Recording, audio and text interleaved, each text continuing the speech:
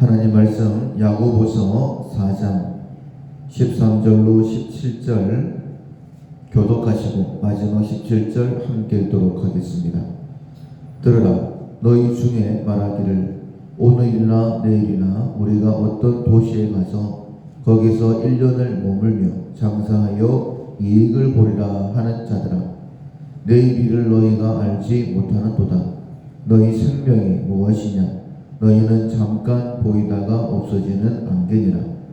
너희가 도리어 말하기를 주의 뜻이면 우리가 살기도 하고 이것이나 저것을 하리라 할 것이거늘 이제도 너희가 허탄한 자랑을 하니 이러한 자랑은 다 악한 것이라. 그러므로 사람이 선을 행할 줄 알고도 행하지 아니하면 죄니라. 아멘. 지출에 각별히 주의한다 라는 제목으로 함께 말씀을 나누겠습니다. 우리가 하나님 앞에 귀하게 쓰임받기 위해서 품성 훈련하고 있는데 12월의 품성은 근검입니다. 근검 전략, 꼭 해야 할 일을 위해서 꼭 필요한 것만 쓰는 품성입니다. 따라서 내가 꼭 필요한 것만 쓰고 있는가, 지출을 잘하고 있는가 늘 점검해 봐야 합니다. 우리가 말씀을 듣는 것처럼 하나님께서는 늘 부족함이 없이 풍성하게 우리에게 허락해 주셨습니다. 그런데 만약에 지출을 잘못하면 아무리 돈을 많이 번다 할지라도 함부로 쓰게 되어지면 늘 부족한 것이죠.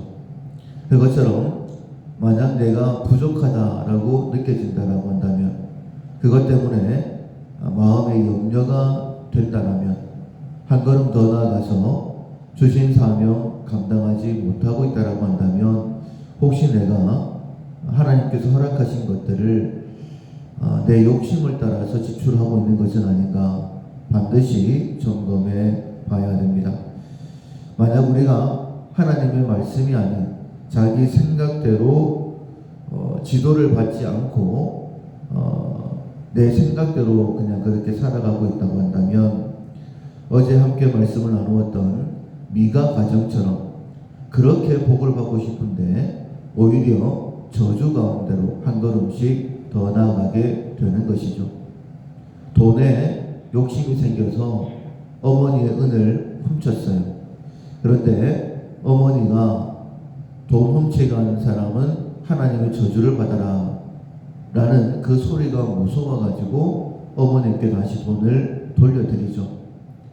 그런데 어머니도 돈 가져간 사람 저주 받아라 라고 이야기를 했었기 때문에 그 말을 바꾸죠. 내 아들이 내게 돈을 도로 가져왔으니 복이 있을 것이다. 그런데 말로 때우기에는 좀 부족했던지 그것으로 신상을 만들지 않습니까? 이것을 하나님께 거룩히 드린다라고 그렇게 이야기했지만은 오히려 하나님께서 싫어하시는 우상을 만들지 말라라고 말씀하셨는데 신상을 만들었고 자기 가정뿐만 아니라 한 지파가 그리고 나아가서는 북이스라엘이 멸망당하게 되어지는 그 단초를 우를 범하게 되는 것이죠.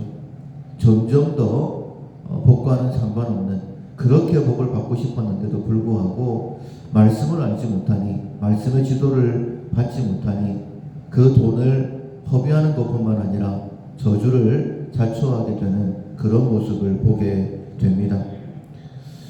우리가 말씀의 지도를 받아야 되는데 하나님의 뜻이 어디 있는가 분명히 깨달아야 되는데 물질을 쓰는 것뿐만 아니라 우리의 시간이나 어떤 계획을 세울 때도 반드시 하나님의 지도를 받아야 됩니다. 그렇지 못하면 내 나름대로는 잘한다라고 한 것이 오히려 나를 망하게 하는 악한 것, 하나님의 복과는 상관없는 그런 길을 걸어갈 수도 있게 만든다라는 거예요. 오늘 본문에 보면 한 예를 들어서 무엇이 죄인지 무엇이 악인지에 대하여 말씀하고 있죠. 13절에 들으라. 너희 중에 말하기를 오늘이나 내일이나 우리가 어떤 도시에 가서 거기서 1년을 머물며 장사하여 이익을 보리라 하는 자들아. 이 13절만 보면 전혀 문제가 없어 보이죠. 왜냐하면 장사꾼들은 장사를 해서 이익을 내는 사람들입니다. 그리고 이익을 내기 위해서 어디에 가면 좋을까? 무엇을 하면 좋을까? 계획을 하는 것 칭찬받을 만한 일이죠. 그런데 마지막에 이렇게 말씀을 하십니다. 16절에 보면 이제도 너희가 허탄한 자랑을 하니 그러한 자랑은 다 악한 것이라. 분명히 장사꾼으로서 계획을 세우는 것은 잘하는 것인데 악하다라고 말씀을 하시죠. 그 모든 것이 허탄한 자랑이다 라고 말씀을 하십니다. 왜 이렇게 말씀을 하실까? 우리가 함께 말씀을 읽었던 것처럼 그 이유를 분명히 말씀을 하십니다. 14절에 보면 내일 일을 너희가 알지 못하는도다. 너희 생명이 무엇이냐? 너희는 잠깐 보이다가 없어지는 안개니라. 우리는 우리 자신이 마치 대단한 사람처럼 내가 계획한 모든 것들 다 될 것이다라는 착각을 가지고 살아갑니다. 만약 우리가 계획한 대로 생각한 대로 다 된다라고 한다면 부자 아닌 사람이 없겠죠. 건강하지 않은 사람이 없을 것이고 행복하지 않은 사람이 없을 것입니다. 그런데 우리가 계획한 대로 되던 게 별로 없었지 않습니까? 우리는 우리의 연약함을 알아야 되는 거예요. 하나님께서 말씀하신 것처럼 잠시 있다가 사라져도 아무도 모를 만한 그런 존재가 우리라고 이렇게 말씀을 하시는 것이죠. 그래서 15절에 보면 정확하게 우리가 어떻게 해야 되는지를 말씀하고 있습니다.